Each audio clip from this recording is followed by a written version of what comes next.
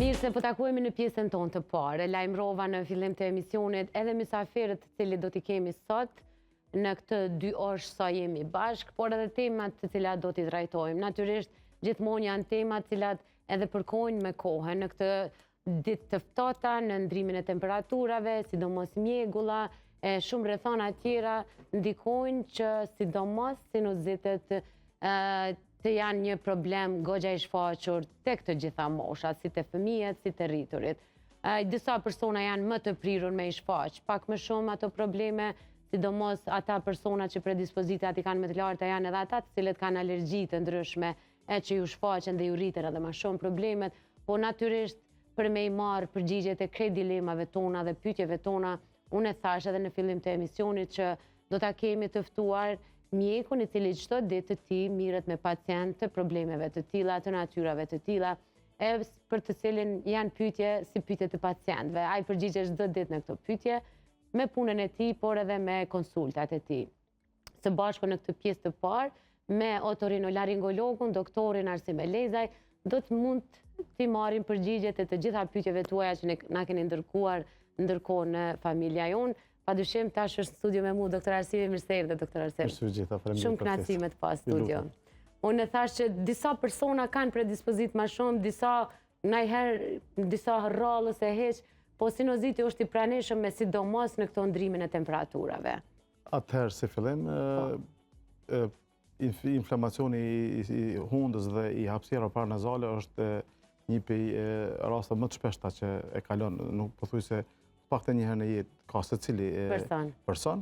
Në qoftë se ai vazhdon dhe trajtohet në mënyrë të gabueshme, atëherë mund të zgjasë edhe të kalojë në forma tjera, më të rënda. Mirë po, është shumë i shpeshtë. Po sinoziti a është kronik? Fillimisht është në formën në bazë të kozgjatjes, është akut, subakut dhe kronik. Edhe është forma tjetër e trajtimit akut pa trajtuar që vazhdon është i tej zgjatur. Rinisinozit i tej zgjatur, kur nuk trajtohet si duhet. Akut është deri në 10 ditë, e cili kryesisht është virale, për shkak të infeksioni virale, sidomos siç e përmendët ti më herët, koha, mjegullat të ndryshme, tymnat, alergjenët më të shpesh që mund me qenë qoftë pranveror ose vjeshtor, këto janë domethënë të akutit. Subakuti kur është i tej zgjatur më shumë se 12 javë dhe ai tjetri mbi 12 javë që shkon kroniku është formë e cila nuk është trajtuar si duhet dhe shkaktari kryesor që ka pru deri ta infekcion nuk është trajtuar me kohë dhe ka mbetur në formën kronike, i cili kohë pas kohe, varsisht prej kushteve të cilat e favorizojnë, din të ketë edhe përkeqësime. A i bjen kjo që na si pacient në farë mënyrë jemi shkaktar të sinuzitit kronik, sepse nuk e trajtojmë mirë, nuk e marrim seriozisht? Si pacient në një formë po jo me kast, mund themi, por për shkak të mos informimit ndoshta të drejtë dhe trajtimit ndoshta në formë jo të mirë duhur dhe neglizhimit mund të ndodhë të pacient për shkak të lehtësimit të simptomave. Sepse të forma virale, si thamë edhe në fillim, forma virale, ajo është me simptoma lehtësuese, përmirësim, përkeqësim dhe pacienti ka një ndjenjë që po ndihet më mirë dhe më rahat dhe e le e vazhdon. Kjo është një ndoshta prej shkaktarëve shkaktarëve që kalon në kronike edhe vazhdon tutje. Thuhet doktor Arsim që dhimbjet e sinusit janë dhimbje shumë të mëdha, shpesh krahasohen edhe me dhimbjet e migrenës. Çush e dallojmë na si pacient para se të vim tek otorinolaringolog ose te neurokirurg ose kudo tjetër që një dhimbje që e kemi mund të jetë sinuzit dhe jo migrenë ose diçka tjetër. Atëherë, sinuzitet praktikisht duhet kemi një paraprirje kësaj gjendjes. Tek migrena është një parandjenjë që kemi pas një kokëdhimbje. Edhe pse është lamje e neurologut. Po e di, po ngjasohen si dhimbje. Të pjesa sinuzëve, të rastet kur nuk kanë pas ndonjë pezmatim të hapësirave të hundës dhe hapësirave paranazale, fillon një kongestion nazal, një ajtje e mukozës së hundës dhe e hapësirave paranazale. Ndjenje presionit në pjesën e regionit maksillar, faqe dhe regionin frontal dhe në mes dy syve ku projektohen etmoidet, sinusit etmoidal. Atëherë dhe në rastet kur pacienti jep thotë ndjenjë presionit në ballë e dyanshme gjatë përkuljes me marrë diçka thotë më shtohet presioni, rrjedhje sekretit të hundëve, te viralet është sekret i pastër më seroz, ndërsa kur ai sekret fillon dhe përkeqësohet, kalon në infekcion bakterial për shkak të mos trajtimit si duhet, nis bot sekret i dendon me ngjyrë të verdhë, ki rrjedhje postnazale, kur e ekzamenon në rinoskopi të përparë me vrenë pranit sekretit, bollshëm. Këto janë shenjat me cilat të mundesh paraprakisht me fillu, edhe me vrejtë që është tamam tip i sinuzitit. Kokëdhembje nga do të ne quajmë kokëdhembje sinusogjene. Po që janë dhimbje shumë të mëdha. Po, janë dhimbje shumë të mëdha, sidomos kur janë të sinuzitit akute dhe të këto kronike të përkeqësuara, si e thash, cilat ko pas kohe për shkak të sepse në kush kontribon në paraqitjen e sinuzëve. Na përmendem alergjen të ndryshëm, devimet e simptomet, hipertrofit e konkave të nazalit, cilat janë më të rritna. Masan kemi faktor tjetër është kompleksi osteomeatal, i cili nuk e jep mundësinë me bë qarkullimin e ajrit në hapësirat paranazale. Këto janë disa prej alergjit, e përmenda riniti alergjik, një prej tyne, polipet në hund, po ashtu edhe këto janë që e favorizojnë paraqitjen e sinuzëve. Në rastet kur nuk kemi qarkullim të mirë të ajrit në kavitet e hundës dhe në hapësirat paranazale, fillon prodhimi sekretit të bollshëm në këto, edhe mos ky drenim, qoftë përmes vrimave të hundës ose rrjedhës postnazale, jep një impresion dhe kjo është shoqërohet me dhimbje të forta. Në këto raste duhet me fillu me njëherë me trajtim analgjetik, varësisht prej natyrës çfarë e ke, qoftë është bakteriale, sigurisht edhe antibiotik. Mirë po, përdorimi i antibiotikëve gjithmonë me kontakt me mjekun lamis përkatëse. Do me thonë, është mit ajo që sinuzi nuk ka shërim pa antibiotik. Mund të, kur nuk është bakterial, mund të edhe të trajtohet. Tek viralet, kryesisht, është shpërndarja e hundës sistemna.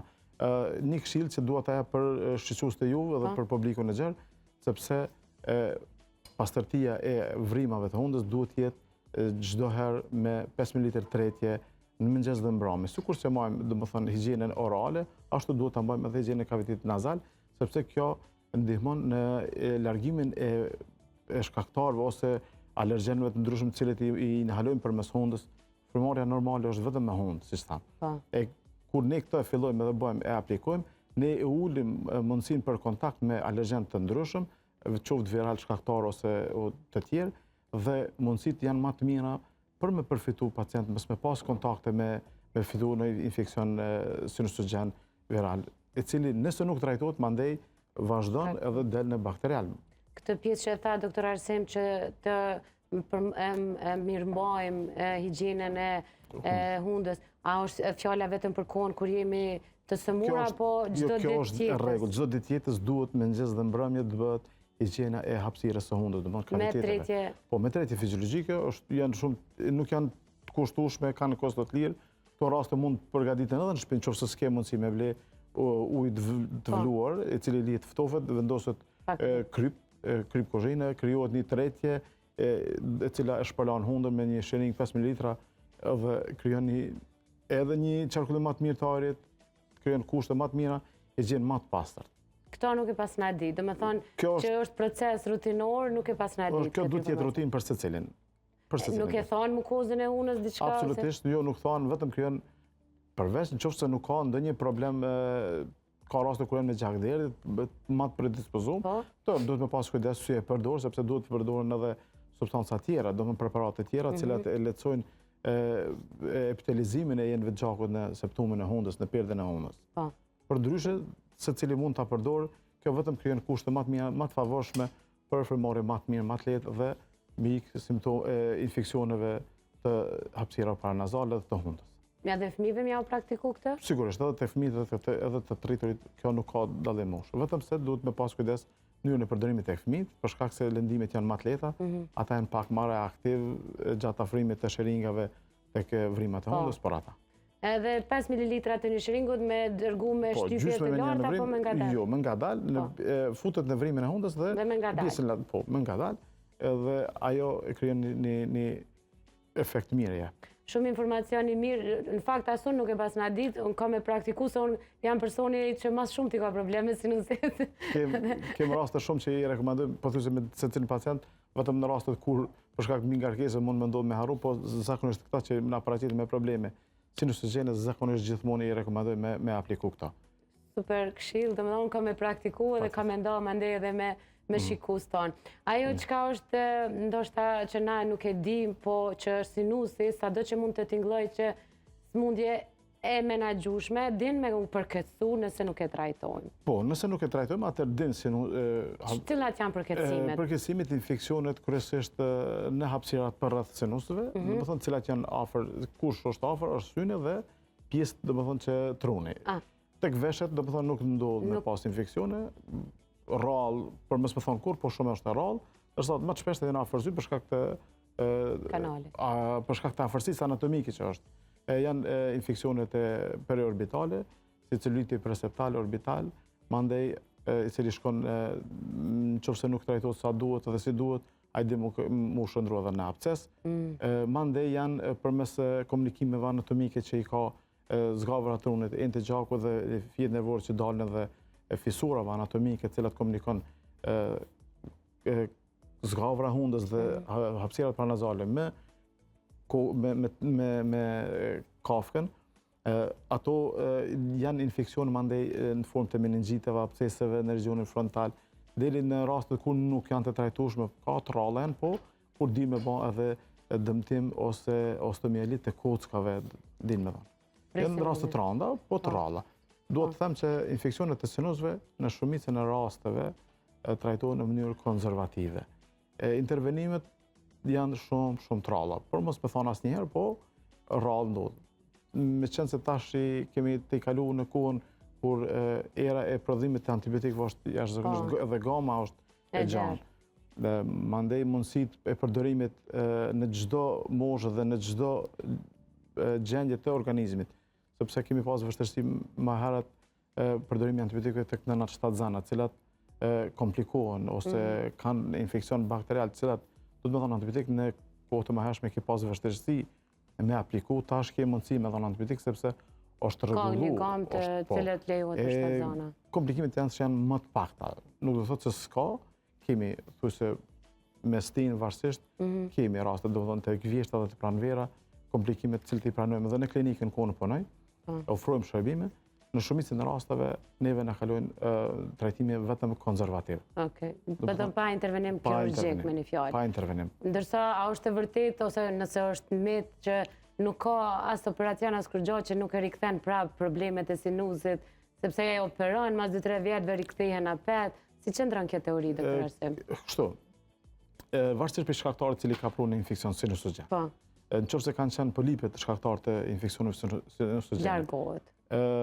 Largojmë polipet mirë, po të e marrë parasysh mundësinë e përsëritjes së polipeve, ne nuk mund të themi se ke kryeni një intervenim dhe ke zgjidhur një problem.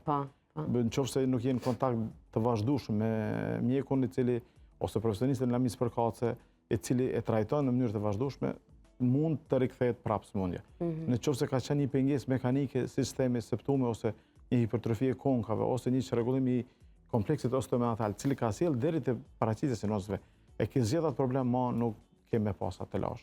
Sepse ajo zgjidhet. Përveç nëse nuk ke ndonjë lëndim, i cili ndonjë frakturë që ka mujt më rikthyer gjendja më pashme. Përndryshe, mbas këtyre gjendjeve që të fundit që i përmenda, ti domethënë e ke zgjedhur. Mirë, po unë e përmenda edhe në fillim të bisedës, mirëmbajtja ndihmon shumë në parandalimin e paraqitjes së infeksioneve kryesisht domethënë bakteriale. Sepse virale me virozat të jemi në kontakt vazhdueshëm dhe ata që janë për pacientët që kanë predispozit ose që kanë një gjendje imunitet më dopt, ata nuk mundesh ndryshe se vetëm me i trajtu në pjesën simptomatike, me mujt me ngriti imunitetin, mirëmbajtje, me i largu pej kontaktit me alergjen ndryshëm dhe me kriju situatën e favorshme që mos me pas infekcion. Po, kur jemi të predispozitat edhe pacientët e cilët janë kandidat, po e thamë më të afër të këtyre problemeve, a hynë edhe shtatzanat në këtë pjesë? Po, edhe shtatzanat mund të hynë, këto për shkak të çrregullimeve hormonale, domethënë, cilat i japin një ajtje më të madhe në hapësirën e hundës, kongestion i themi në nazal, dhe prodhimi që ato ndryshime fillojnë me prodhu sekret pak ma tepër prodhojnë dhe ndjenjë e mbylljes së hundëve. Kryesisht në këto raste veprojnë dekongestive shumë mirë, veprojnë mirë, po për shkak të mundësisë edhe gjendjes së përgjithshme të nënës, neve i kemi të kufizuar përdorimin e tyre dhe ashtu kështu do të jap një këshill nëse mundem që përdorimi i dekongestive mos të përdoret pa kriter, sepse ka raste kur na vijnë pacient në ordinanca ndryshme ose klinik, kur thonë se unë e përdori çdo ditë, një herë, 2 herë në ditë e përdori. Është e ndalueshme. 3 deri në 5 ditë, do thotë për 3 muaj tjera mos me pas kontakt me dekongestiv, sepse këto kanë një efekt të cilët e japin një formë të vashmërisë në substancën, sepse e jep një relaksim të pacientit në frymëmarrje me hundë dhe ai mësohet me jetu me ta. Thotë unë nuk di thot me flajt nëse nuk e kam afër kreme përdor që ta kuptojnë shikues, është fjala për pikat e hunës që i përdorim pa kriter, jo për tretjet fiziologjike, po për pikat e hunës të cilat, se unë drejtova ka kjo kamerë, atë kikët kamerën këto për të shumë drejtu, por komunikojmë edhe bashkë të rrësim. Dhe me thonë është fjala për pikat e hunës me përmbajtje të ndryshme, të cilat shpesh dim me përmbajtje dekongestiv, dekongestant janë ato, mos përmend emra komercial, po sido që tjetë, këtë duhet ta kemi parasysh si këshill ta jap me ta përcjellën, mos ta abuzojmë me të sepse rikthimin e gjendjes normale mandej është shumë i vështirë. Kortikosteroidët mund mu përdor 2 javë deri 1 muaj pa ndonjë problem, lokalisht ato japin një formë. Tek shtazonat e kemi përparësinë këto që mund me dhon. Pa ndonjë problem gjithmonë në bashkëpunim me ginekologun, duke përcjellë edhe pjesën e shtazanisë, të frytit sepse mos t'japim ndonjë efekt ansor diçka. Po, e pse e ndëgjojmë shumë shpesh, besoj ki edhe kësi ankesat pacientëve kur vinë thonë si ti nali pikat, unë me një herë s'moj me marrë frymë. Kjo është ajo që tash efekti i vashmërisë në substancën, sepse ajo i liron një relaks momental. Me një herë hap hapësinë e hundës dhe pacienti kur merr atë frymëmarrje duket se kjo është veç kështu duhet me vepru. Përdorimi krijon vashmëri ende më të madhe, secilin më të madhe. Sikur substancat që i kemi qetësuese, cilat do thotë me kalimin e kohës duhet me rrit dozën. Për më smar deri te ky ne japim këtë këshill që të përdoret 3 deri në 5 ditë, për 2 muaj mos të ketë më kontakt, edhe të vazhdohet gjithmonë shpërjame me tretje fiziologjike.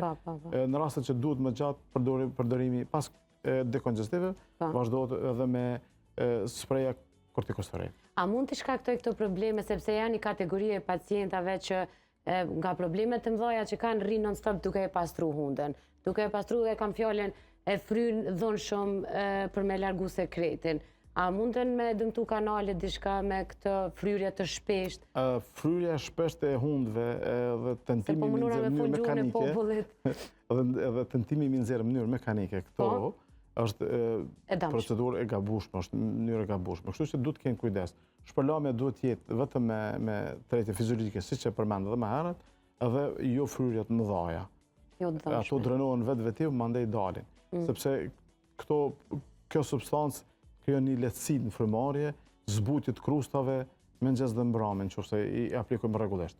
Mandej kemi përdorim me substancave që përmbajnë edhe acid hialuronik lokalisht, që krijojnë zbutjen e krustave, sepse formimi i krustave dhe tentimi i nxjerrjes në mënyrë të dhunshme ose manuale me gisht ose dikush me pinceta, mund të krijojmë një erozion ose një skoriacion të mukozës hapësirës së hundës, ku aty kemi rrjet kapilarëve të cilat fillojnë të krijojnë gjakderdhje. Çdo gjakderdhje pastaj shoqërohet prapë me gjakderdhje më të madhe, dëmtim të enëve të gjakut. Kështu që kisha kërkuar si këshill mos përdorimi i mjeteve ose mënyrë mekanike nxjerrja e krustave përveç nga ana e profesionistëve. Po, sidomos sepse është diçka ndoshta shprehi, se shumica prej tyre ndoshta nuk është edhe për me sjellë si temë në emision, por prapë se ju mos mendoni si këshill, durët nuk i kanë çdo herë të pastërta edhe shprehin më të madhe, sidomos makinë ti mundesh me i pa personat që pastrimin e hundëve e bojnë përmes gishtave, as faculeta nuk përdoren, edhe këto janë infeksionet më të mëdha që munden me i shkaktu sinusit. Po, është e vërtet, edhe një këshill që duhet të jap, në bashkëpunim me oftalmolog e kemi një thënie se falni, hunda, veshët dhe syt kruhen vetëm me bryla. Që në kupton që këto nuk duhet priken. Kjo është arsye sepse duhet ta ankohen në kontakt me ambientet të ndotuna, mund pavarësisht se i pastrojmë shpesh mundomi, po prapë mund të sjellë ndonjë kontaminim të pjesës lokale të hundës ose të synit ose pjesë tjetër. Po, ndërkohë, sepse po mundohem me i marrë krejt pyetjet edhe shqetësimet e njerëzve që edhe na kanë shkruar. Është një trend që ndoshta dikur ka qenë vetëm tek gjinia e femrave, tash edhe djemt po e praktikojnë, largimi i çimeve të brendshme të hundës. A mund të dëmtohet diçka pjesa e kanaleve ose të frymarrjes ose atëherë kështu. Tek largimi i çimeve të hundës mund të ndodhë qofse nuk bëhet në mënyrën profesionale si duhet. Duke dezinfektu hapësirën ku kemi vepru, edhe përdorimi mjeteve jo të pastërta, atëherë mund të ndodhë se do të kesh ndonjë infekcion të rrënjës së folikulit. Edhe këto infeksionet din të përkesohen ende më shumë duke jap një infekcion në pjesën e hundës, të cilën ne e thirrim si vestibulit. Ndodh shumë shpesh, ka raste kur din këto më bë. Pastaj duhet fillohet trajtimi me antibiotik në rastet kur nuk keni tërheqje ose përkësim matutje, duhet me bën një incizën drenazh të infeksionit. Rekomandimi kush do që planifikon ose procedon këto të bëhet në mënyrë sa më sterile, më pastërt, punohet që mos kemi mjetet jenë të dezinfektuar, që mos të vijmë deri te kjo gjendje. Sidomos janë disa aparatura që i dhënë shumë të rrekin qimet e hundës. Kjo hala më shumë mund të jetë rrezik. Hala më shumë sjell rrezik. Kështu që mos ta praktikojnë, sepse ndoshta është praktike thjesht, por shumë e rrezikshme. Se unë tash është trend i të dy gjinive momentalisht, mirë që e mbajmë veten, por kemi kujdes edhe për shëndetin. Pastërtia dhe higjiena është pjesë e jetës dhe duhet ta kemi të gjithë, mirë po në mënyrë të kontrollueshme, jo në mënyrë të pakontrolluar. Po. Ndoshta një pacient që po na shikon edhe që her pas here përballet me probleme të tilla, të cilat i përmendëm gjatë bisedës, nuk e din sakt kur është koha me shku te një specialist ORL, sepse ndoshta e trajton disa virale të mjeku familjar, kur është shqetësuese dhe që duhet ORL-ja me pa një pacient. Cilat janë ato simptome? Atëherë, në qoftë se ndonjë pacient ka simptome për 3 deri në 5 ditë, të cilat fillojnë edhe përkeqësohen, nuk ka përmirësime, vetëm shkojnë tu përkeqësu, atëherë këshilla ime është caktimi i një konsulte me specialistin përkatës, këtë rast me mjekun e ORL, edhe përmarrjen e trajtimit të duhur adekuat. Varsisht për vizitës, ekzaminimit të fillu pej një orofaringoskopie, shoja ka rrjedhje mbrapa postnazale, apo mandej rinoskopia dhe vazhdon trajtimi siç duhet. Kjo është nëse për 3 deri në 5 ditë nuk kemi përmirësim të gjendjes së përgjithshme. Të fillu pej rrjedhjes së hundëve ose frymarrjes jo të përmirësueshme, gjithmonë duke u përkeqësuar gjendja, atëherë këshilla ime është që pas kësaj kohe të lajmërohet tek pjesa adekuate ku duhet ta marrë përsipër trajtimin e mjeku i ORL-s. Një sinuzit bakterial apo viral jep temperaturë të pacientit? Viralet, kisha thonë, ndoshta në fillim po në rastet kur nuk i rrjedhje të hundëve me ngjyrë të verdhë ose ngjyrë të bollshme, qoftë në pjesën e vrimave të hundës ose në pjesën postnazale, atëherë edhe nuk zgjasin më shumë dhe zgjat më tepër se një javë dhe 10 ditë, atëherë mund ta konsiderojmë si infekcion bakterial. Kur është me ngjyrë të gjelbërt, i dendon, atëherë mund ta konsiderojmë. Përndryshe, nëse është vetëm rrjedhje e pastër, serozën e themi ose si loti, ai kryesin shumicën e rasteve, dhe jo gjendje e rënda, po me përkeqësim, përmirësim, atëherë ne e quajmë vetëm infekcion viral dhe trajtimi është kryesisht me, domethënë, simptomatik, pa përdorimin e antibiotikëve. Këtu edhe në shqetësim duhet ta ngrej, përdorimi i antibiotikëve pa kriter mos të bëhet, sepse është ka tendencë në rritje, sidomos kërkesat e pacientëve ndodhin ndonjëherë thonë, po mu pa ndonjë antibiotik nuk më ka lënë. Nuk mendoj që është e drejtën e pacientit, do të vendos mjeku në bazë të anamnezës, simptomat cilat prezantohen, dhanave të cilat i fiton ai, dhe ai vendos a duhet me dhënë antibiotik apo jo, te infeksionet e sinusëve. Te kjo pjesa e infeksioneve dhe përkeqësimit edhe përsëritjes, a mund ndikojnë diçka dhe stili jetës ose ushqimit, për shembull, a thuhet që sheqeri, për shembull, ose qumshti? Për qumshtin s'kisha thonë diçka, sheqeri ndoshta ata që janë më të predispozuar për me pas sëmundje kronike ose ata që me imunitet pak më të kompromituar, duhet të kenë kujdes në forcimin e gjendjes imunitare të organizmit.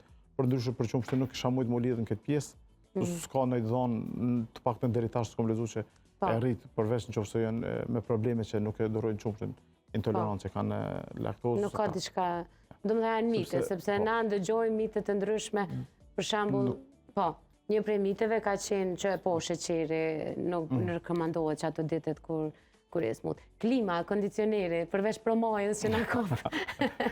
A na shkakton edhe sinusit.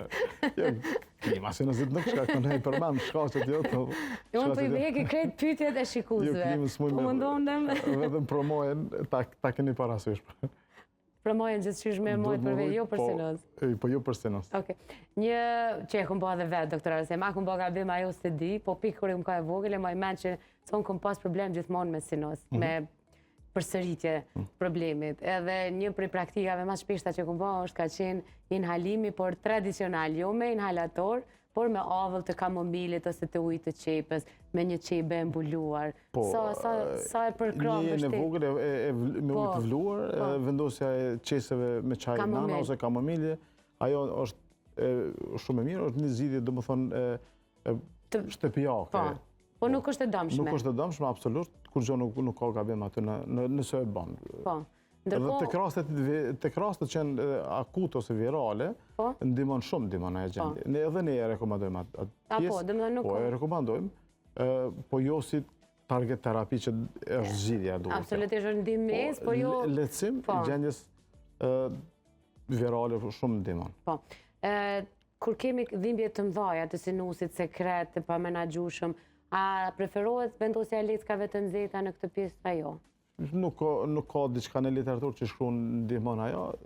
Në rastet kur kemi komplikim të gjendjes virale që kalon në bakteriale, duhet fillohet sa më shpejt me terapinë adekuate, varësisht në bazë të shkaktarëve, të cilët në bazë përvojës, po edhe literaturës mësohen kush janë shkaktarët më shpesh në traktin e sipër me respirator, dhe fillohet menjëherë me terapi, ajo gjendje menjëherë fillon e përmirëson gjendjen e pacientit, trajtimit të sinusitet kronike sidomos, kur janë të përkesuara edhe bakteriale, është bukurisht gjatë, mund të shkojë, domethënë, nga 2 javë deri në 3 javë mund të shkojë.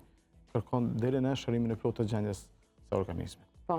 Në ndërkohë i përmendëm disa herë shkaktarët, por po mundohem që krejt shqetësimet e njerëzve me i marrë për bazë me që i këtu dhe me shfrytëzu rastin që të kemi. Shumë shpesh dëgjojmë, doktor Arsem, pacient që thonë, unë me njërin anë të hunës nuk marr frymë heq. A është kjo për shkak të devijimeve të septumit, apo për shkak të polipëve të mundshëm, apo për shkak të sinusitit, pezmatum? Po pyetje me vend. Sa i përket pengesave mekanike ose vështirësive të njëanshme në frymëmarrje me hund, mund jenë të fillu prej devijimeve ose prej ndonjë korridore të anësore si thënë konkat nazale, të cilat janë 3 dhe e poshtme e mesme dhe sipërme, janë pjesë të kockës me mish dhe me mukozë. Këto mund ndodhin të jenë më të rritura, arsyet i përmendëm edhe më herët, të rastet kur janë me alergji të shprehun, këto japin një hipertrofi të indit më tepër, mund ndodhë top, mandej prania e polipeve të njëanshme, janë polipet antrohanale, mandej fillojmë pe raste tjera mund të jenë rritja e proceseve ekspansive të fillu ose në septum, në perdën e hundës, ose në pjesën laterale të murit, ose nga tavani i kavitit nazal, që është regioni olfaktor, prej aty rritja e ndonjë procesi ekspansiv, edhe këto janë shkaktarët. Mirë, po me një vizit specialistike nga ona e ORL adekuat, mund vije deri në një diagnozë udhëzuese, shohim çka është, ndonjë pengesë mekanike siç është devijimi apo ndonjë patologji tjetër. Çfarë metode diagnostikuese përdoret? Fillimisht fillojmë te ajo më e thjeshta, rinoskopia përparme, qofse nuk vrem diçka me këto, kemi mundësi tash është rinoskopia ose fleksibile ose rigjide, varësisht prej patologjisë që ne ke, edhe çka paraqitet. Do të thonë nuk janë invazive, do të thonë janë as pak invazive, janë të lehta. Tash në treg kemi edhe sprej anestetik lokal të veprojnë përdorimi i tyre, bën ekzaminim pacientit, merr informata nevojshme, edhe varësisht prej çfarë patologji jep konkluzionin se çka ato ti më poshtë. Për personat që janë ndihshëm në këtë pikë të sinusitit, cila është këshilla që kur të hymë vjesht të ndimen, kur mas shumë të prekemi nga problemet, të parandalojnë, të paktën të mundohemi të parandalojnë? Atëherë, këshilla ime është, siç e thash edhe në fillim të emisionit, shpërlamja e hundës me tretje fiziologjike, shmangja në alergjen të ndryshëm, sidomos ata që janë me predispozita alergjike, mandej shmangja nga tymrat ose nga koha që është me mjegullat e denduna, këto kontakte me të ftoft, disa që janë më të ndishëm, të kenë përdorimi i maskave, në rastet në sezonën e dimrit, kur fillon vjeshta dimri, paraqitja e gjendjeve gripoze, kryesisht edhe ato shmangje nga kontaktet me të tjerë, varsisht për gjendjes, sepse kur keti një kontakt me ndonjë që është me gjendje gripoze, të folit ose përmes të shtitjeve mund të bartet dhe të këti. Kjo do të thonë këshillat tona janë këto që duhet të kujdesim. Ndërkohë personat të cilët kanë alergji të ndryshme, qoftë poleni i pranverës, poleni i shkurrëve të vjeshtës, pluni i shtëpisë të tjera që janë të shumta, ata përdorin medikamente të shumta, përfshirë këtu edhe pikat të cilët na e përmendëm. Këta qysh me gjetë një mes që edhe mos me dëmtu mukozën e hundës, po edhe me marë frymë shlirë për shkak të alergji. Se ndërta jam unë, se të pas në adhirë për veti. Më shumë. Ta janë të shkru me jetu me atë problem shëndetësor cilën e kanë me alergji. Mirë, po këta duhet të kenë vizitat rregulla nga ona e ORL-s dhe nga ona e alergologëve, edhe në këto raste kur është e verifikueshme që ose është bën një vlerësim që kanë edhe alergji, në këto raste përdorimi edhe e antihistaminikëve. Në kohë të caktuar, periudhë të caktuar, gjithmonë në kontakt me mjekun e ngushtë, sepse duhet edhe përdorimi i tyre pa kriter jep edhe efekte anësore. Edhe sigurisht kortikosteroidët për një kohë më gjatë lehtësojnë gjendjen shumë e lehtësuar. Shpesh persona të tillë kanë probleme dhe bartjen e syzeve për shkak të dhimbjeve të mëdha. Edhe kur është edhe e nevojshme, edhe pamundur është goxha problematik tani. Qa ju rekomandohet si në pacientave? Okulisti një... Ajo, dhe me thonë, nuk ka, nuk... Përdërimi i tjerë, ose lentëve. Nuk na dëmton përveç Po nuk dimtës. dëmton kur gjatë. Përdërimi i syzeve që... Na e ndim peshën, se... Ose e ndim formë peshës, po... Nuk na shkakton dhimbje. Absolut, as nuk jep dhimbje përdërimi i syzeve, as nuk ta komplikon gjendjen e sinusëve. Kështu që ai nëse thot dikush, jo, po m'jepin përdërimi i syzeve, unë vetë baj syze, nuk është se as e rrit gjendjen infekcion në sinusëve, as nuk e përkeson kokëdhimin e përdorimi i syzeve. Kjo është psikosomatike me një fjalë. Mirë, sepse më duhet me të pyet sepse shumica e penalizojnë veten prej syzeve për shkak se tutemi, jo se po ma shkakton dhimbjen, po ma rri dozën e dhimbjes ose po domethënë syzja nuk e ka atë efekt sepse është e mbrëmshme ajo. Ajo është pjesë sepse ke lëkurën, indi në lëkuror kockat, mandej ke mukozën brenda kockave e cila është e mveshur. Kështu që s'ka si të veproj në pjesën e mukozës mbrëmshme përdorimi i syzeve. Ajo është vetëm, siç e përmendët pak, adin shqetësim psikosomatik. Pacientët thonë, përdorimi i këtyre po më jep po më shkakton kokëdhimbje ose po më jep infekcion të sinusëve. Unë është se shpesh ju tham mjekëve kur i kam studio, ty mundet me të dok pyetje shumë e thjeshtë, por na neve është halli i madh, kështu që na duhet patjetër me marr përgjigjen, po është mirë lehtësim kur e dim që është e jona, po e shkaktojmë vetë mendimin, sepse edhe kur e manifestojmë e rrisim që ato, kështu që paktën ta dim si informacion. Me që po i afrohemi edhe fundit unë patjetër që duhet me të pyetje shumë herë, ORL-ja në këtë rast mjeku specialist e referon edhe ose kërkon një rezonancë magnetike ose kërkon një CT kur e din që kemi një pezmatim pak më të gjerë të sinusitit. Pse kërkohet? Atëherë, në fillimisht pacientin nëse ka simptoma të pezmatimit të sinusëve, si që tash në një ceri në sinuzit, i cili për një periudhë të konsiderueshme, domethënë nuk është trajtu simptomat prapë po persistohen, gjendja e pacientit nuk po përmirësohet, atëherë sa i përket për infeksionet e sinusëve, standardi i artë është bërja e një CT-je në prejme 0,6 dhe 1 mm, në 3 projekcione, edhe marrja informatave, a kemi ato shkaktarë cilë din me dhanë infekcione sinusogene.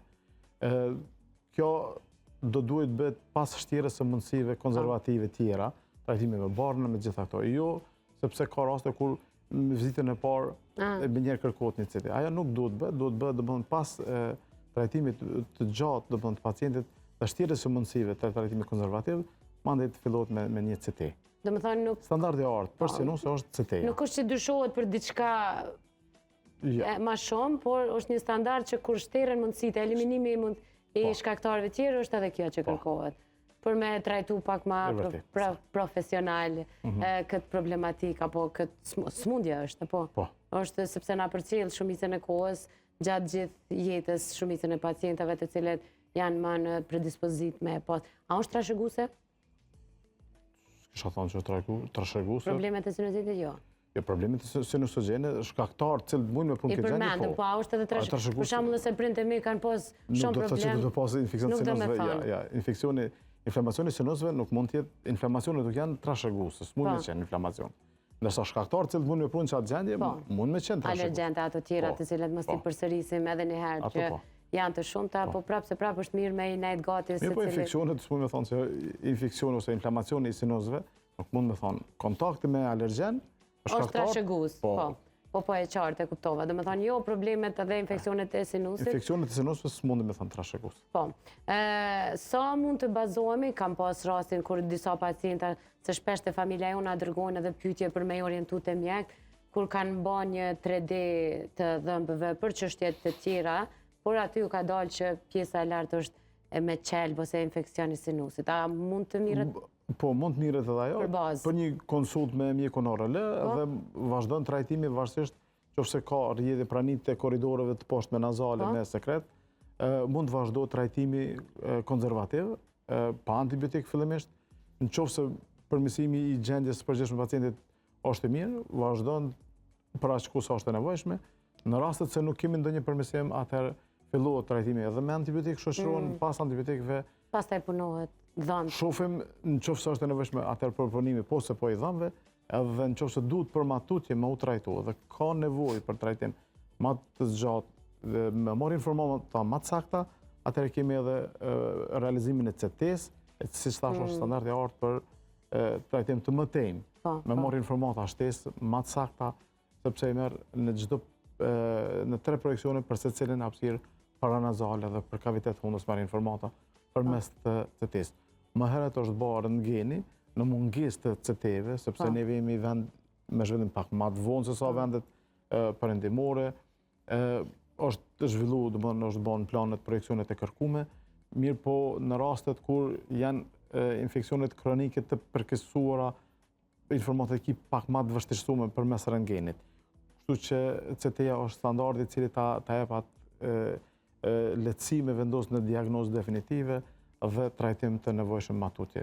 Përndryshe mos me harru me cek për shikues tonë, por edhe pacientat që të gjitha këto intervenime, duke filluar prej konsultës deri tek CT-ja që po e përmend, e bëhen edhe në spitalin Rezonanca ku ju jeni.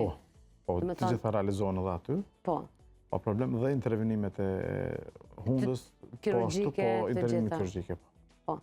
Për shembull nëse dikush don me ardh me bë hundën me zbukuru, me i dhënë formë tjetër, njëkohësisht edhe sinusitin, bëhet një operacion i përnjëhershëm. Bilez në rastet kur pacientët paraqiten për shkak të frymëmarrjes, siç ma përmendëm më herët, frymëmarrjen e vështirësuar të njëanshme dhe rezulton që është një pengesë mekanike, perdja që ndon hapësirën e hundës në 2 pjesë, në anën gjatë majt, korrespondon me deformim dhe të piramidës së hundës, e rekomandueshme të sqarohet pacientit ose në këtë rast personit, sepse të kryen të 2 intervenimet në njëjtin akt. Jo bën 2 operacione në periudha të ndryshme, me një anestezian. Me një anestezian vendosen të 2 operacione të bëhen në të njëjtin akt. Po, por ka pacienta edhe të cilët munden me operu vetëm problematikën pa e prek formën e hundës. Pjesën e jashtme, Kjo është operacion shumë i thjeshtë dhe i shpejtë. Çështje estetike.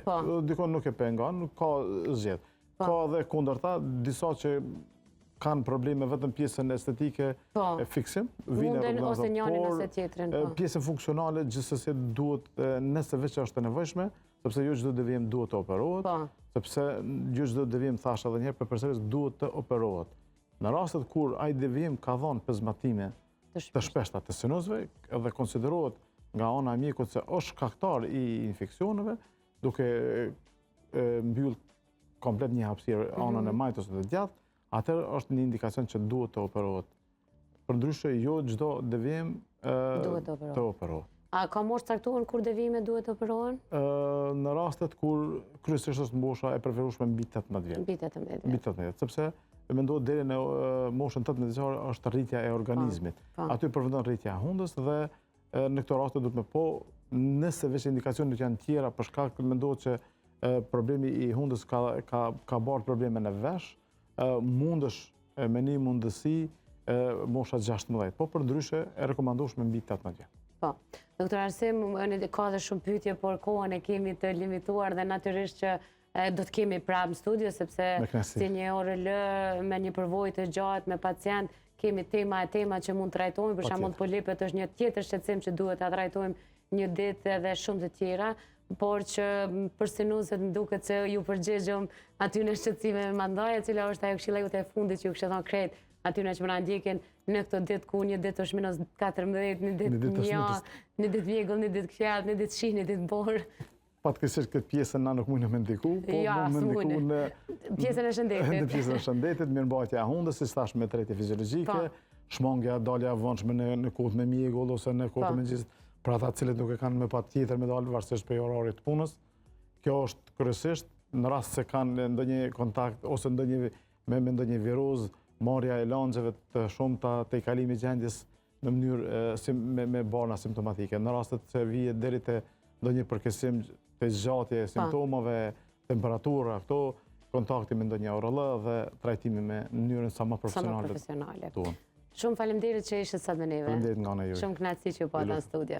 Në dashur miq, kemi qenë kështu së bashku me doktor Arsim Elezaj, otorinolaringolog, i cili përveç që mund të gjeni në orar të rregullt në qendrën klinike universitare në Kosovë, po ashtu mund të gjeni edhe në spitalin Rezonanca, në magjistralin Prishtinë Ferizaj, për të gjitha llojet e intervenimeve dhe konsultave, trajtimin e këtyre problemeve të cilat i falëm. Për pyetje të tjera normalisht mund t'i drejtojnë edhe vetë doktor Arsimit në faqet e tij, por edhe në faqet e spitalit Rezonanca. Pas pak një shkputje të shkurt dhe do ta kemi një prej mikeshave të vjetra të emisionit Familja Jon, që unë shpesh e tham që përveç që është një ginekologe shumë profesionale, ajo shpesh për pacientët konsiderohet edhe një psikologe për ta, sepse mënyra e trajtimit, mënyra e qasjes ndaj grave shtatzana, sidomos kur e dim që ndjeshmëria është shumë më e lartë në muajt e shtatzanisë, mënyra e qasjes së doktoreshës Drita Kabashi është unike dhe rrallë herë gjejmë tek ginekologët tanë. Kështu që pas pak do ta kemi doktoreshën Dritë për një temë që keni kërkuar gjatë ta trajtoni.